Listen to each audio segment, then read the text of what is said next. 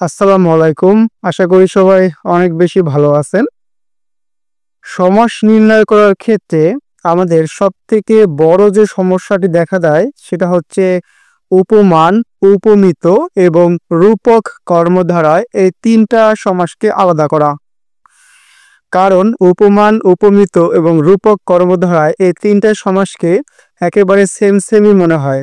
কখন উপমিত হবে, কখন উপমান হবে এবং কখন রূপক হবে, এটা নিয়ে আমাদের সবসময় গোলকধাঁধায় পড়তে হয়।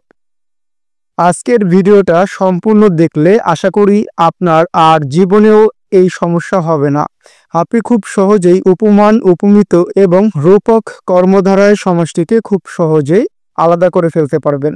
আমরা জানি যে কর্মধারায় সমাসে উপমান এবং উপমেয়ের মধ্যে তুলনা বোঝায়। আমরা মনে রাখব যাকে আমরা তুলনা করব সে হচ্ছে উপমেয় এবং যার সাথে তুলনা করব সে হচ্ছে উপমান।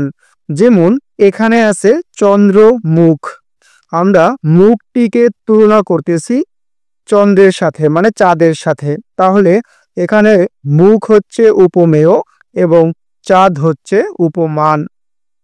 তাহলে আমরা দেখি যে কখন উপমান হবে, কখন উপমিত হবে এবং কখন রূপক হবে। উপমান শব্দটির দিকে তাকাই। আমরা এই শব্দটিকে যদি শেষে নটা কেটে দেই তাহলে হয় উপমা। উপমা মানে হচ্ছে তুলনা, অর্থাৎ বাংলা অভিধানে আমরা এই শব্দটিকে পাই, অর্থাৎ এই শব্দটি সত্য। আর যে সকল তুলনা সত্য এবং বাস্তবে সম্ভব হবে সে সকল তুলনাগুলো চোখ বন্ধ করে উপমান কর্মধারায় হবে। যেমন তুষার শুভ্র, তুষার মানে বরফ, শুভ্র মানে সাদা। আচ্ছা, কোনো একটি সাদা অবশ্যই বরফের সাদার মতন সাদা হওয়া সম্ভব, এটা বাস্তবে সম্ভব, যার কারণে এটা উপমান কর্মধারায়। এটাকে আমরা ব্যাসবাক্য করলে পাই তুষারের ন্যায় শুভ্র। এরপরে অরুণ রাঙা, অরুণ মানে হচ্ছে সূর্য, রাঙা মানে হচ্ছে লাল। পৃথিবীতে অসংখ্য জিনিস আছে যেগুলো সূর্যের লালের মতন লাল হয়, অর্থাৎ এই তুলনাটি বাস্তবে সম্ভব, যার কারণে এটাও উপমান কর্মধারায়। এটাকে ব্যাসবাক্য করলে আমরা পাই অরুণের ন্যায় রাঙা। এরপরে কুসুম কোমল, কুসুমের মতন কোমল অর্থাৎ নরম হওয়া এটা বাস্তবে সম্ভব, যার কারণে এটাও উপমান কর্মধারায় এবং এটাকে ব্যাসবাক্য করলে পাই কুসুমের ন্যায় কোমল। এরপরে কাজল কালো, এটাও বাস্তবে সম্ভব, কারণ কোন একটি কালো অবশ্যই কাজলের মতন হতে পারে। আমরা জানি কাজল হচ্ছে কালো এবং কোন একটি কালো এটার রংটা কাজলের মতন হয়, যার কারণে এটাও উপমান কর্মধারায়। এটাকে ব্যাসবাক্য করলে পাই কাজলের ন্যায় কালো।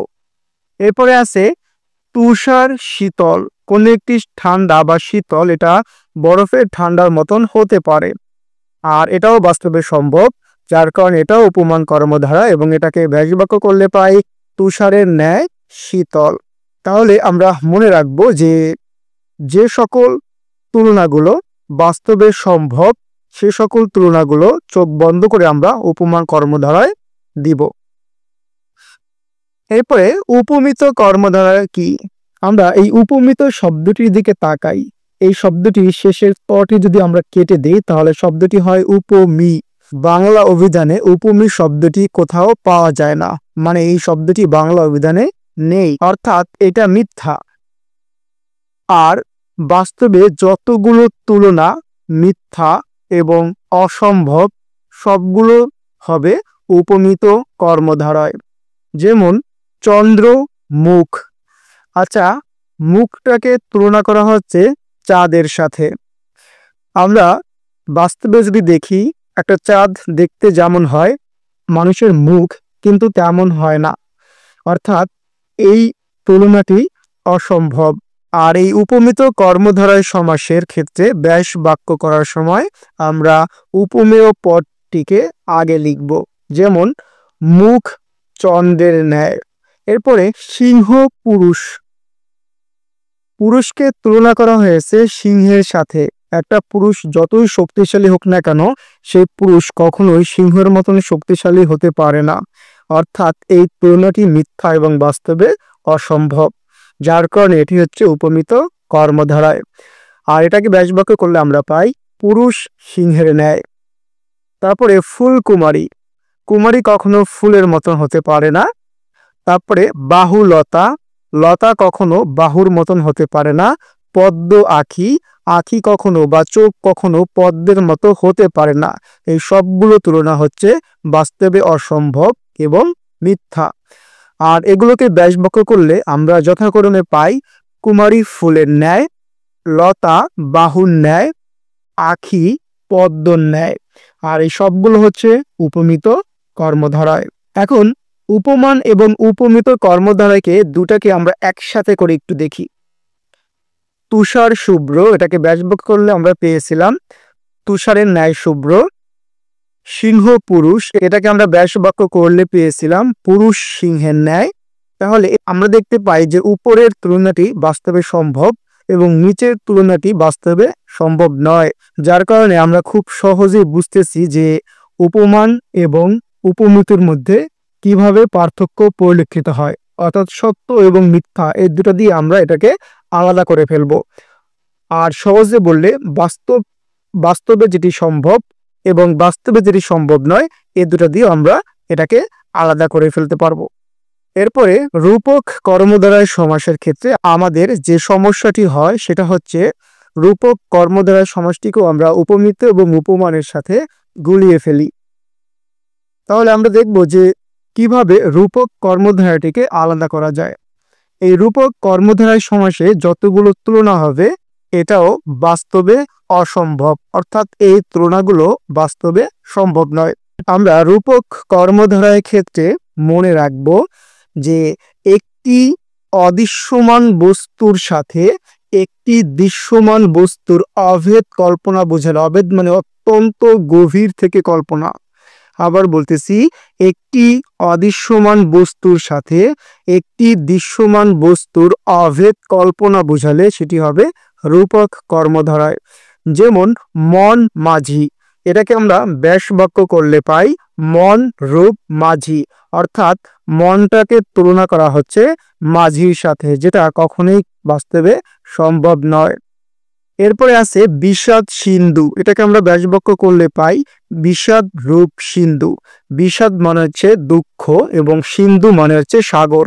তাহলে দুঃখকে দেখা যায় না কিন্তু সাগরকে দেখা যায়। এই যে অদৃশ্যমান একটা বস্তুর সাথে দৃশ্যমান একটি বস্তুর তুলনা। আর মানুষের দুঃখ কখনোই সাগরের মতন বিশাল হতে পারে না, আর এটা বাস্তবে অসম্ভব, যার কারণে এটা হচ্ছে রূপক কর্মধারায়।